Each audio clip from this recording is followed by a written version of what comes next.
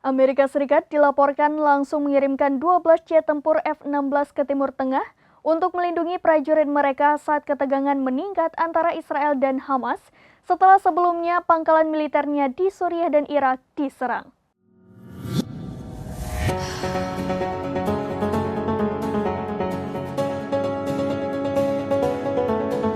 Amerika Serikat dilaporkan langsung mengirimkan 12 jet tempur F-16 ke Timur Tengah untuk melindungi pasukan mereka saat ketegangan meningkat antara Israel dan Hamas setelah sebelumnya pangkalan militer di Suriah dan Irak diserang. Satu skuadron pesawat tempur F-16 Angkatan Udara Amerika Serikat di Timur Tengah untuk bekerja sama dengan serangkaian persenjataan yang telah dikirimkan oleh Pentagon ke wilayah tersebut. Langkah ini dalam upaya untuk lebih meningkatkan kemampuan pasukan Amerika Serikat dalam mempertahankan diri ketika ketegangan meningkat di tengah-tengah konflik Israel dan Hamas di luar jalur Gaza. Sekretaris Pers Pentagon, Brigadir Jenderal Pat Ryder, meyakini kelompok yang menyerang pihaknya di Timur Tengah didukung oleh Iran.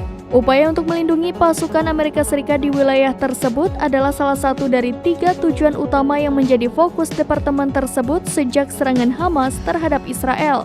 Ryder mengatakan bahwa Departemen Pertahanan Amerika Serikat juga berfokus untuk mendukung hak Israel untuk mempertahankan diri dari serangan dan mencegah konflik yang lebih luas di wilayah tersebut.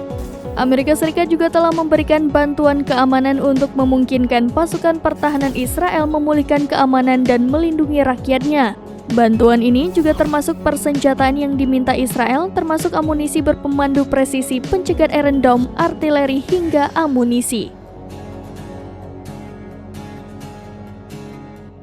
Demikian informasi terkini, Syedaralon saksikan terus berita lainnya di kanal YouTube Serambi News, website dan Facebook serambinews.com.